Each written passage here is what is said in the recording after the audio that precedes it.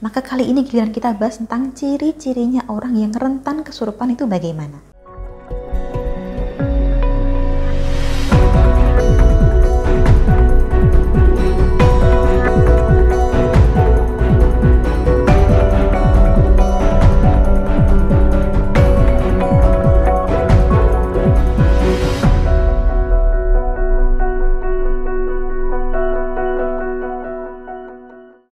Salam Rahayu, kembali lagi dengan saya Dewi Suntari. Apa kabar Anda hari ini? Saya doakan semoga selalu sehat dan selalu diberikan kemudahan dimanapun Anda berada.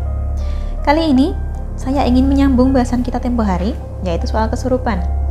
Jadi karena sebelumnya kita sudah bahas tentang ciri-ciri atau tanda-tanda orang kesurupan itu apa saja, maka kali ini giliran kita bahas tentang ciri-cirinya orang yang rentan kesurupan itu bagaimana. Karena seperti yang kita tahu, tidak semua orang pernah kesurupan. Dan ada kecenderungan bahwasannya orang-orang tertentu itu lebih gampang kesurupan. Malah mungkin sebagian dari Anda pernah menjumpai sendiri bahwa jika satu orang kesurupan, kemudian tidak segera dipisahkan dari kawan-kawannya, maka sebagian dari kawan-kawannya ini bakal ikut kesurupan juga. Seperti ketularan begitu. Tetapi tidak semua, karena memang kecenderungan orang dalam hal ini tidak sama. Ada orang-orang yang cenderung rentan kesurupan, ada yang tidak. Nah, orang-orang yang cenderung rentan kesurupan ini cirinya apa saja? Atau kata lainnya yang menjadikan orang rentan kesurupan ini sebenarnya apa? Ciri yang pertama adalah suka bengong, sering melamun.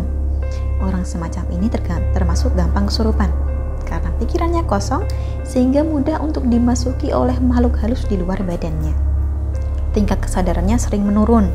Dan hal ini menyebabkan makhluk halus bisa dengan mudah merasuki, menguasai, serta mengambil alih alam bawah sadarnya, sehingga terjadilah kesurupan. Inilah ciri pertama. Kemudian ciri yang kedua adalah kondisi fisik yang tidak fit. Di dalam raga yang sehat, ada jiwa yang kuat. Sehingga ketika kondisi tubuh kita tidak begitu bugar, maka akan lebih mudah bagi kita untuk kehilangan kesadaran dan lebih mudah dirasuki makhluk astral. Maka dibandingkan orang yang segar bugar, makhluk halus akan lebih mudah merasuk ke dalam jiwa mereka yang fisiknya sedang kurang optimal. Selanjutnya yang ketiga, ini khusus untuk kaum hawa. Akan lebih mudah kesurupan manakala sedang tidak suci atau sedang datang bulan.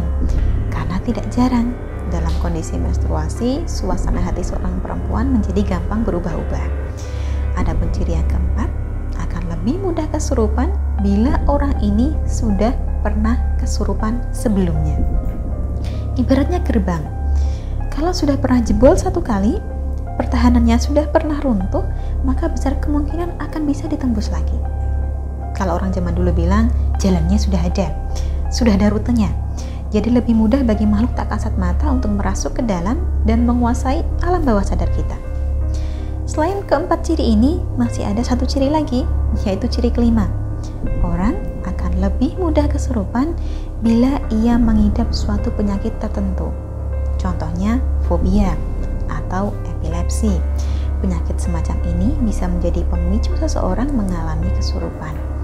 Orang yang memiliki fobia berlebih misalnya, alias rasa takut yang berlebihan terhadap sesuatu, cenderung lebih mudah kehilangan kesadaran, sehingga menjadikannya rentan dimasuki makhluk halus.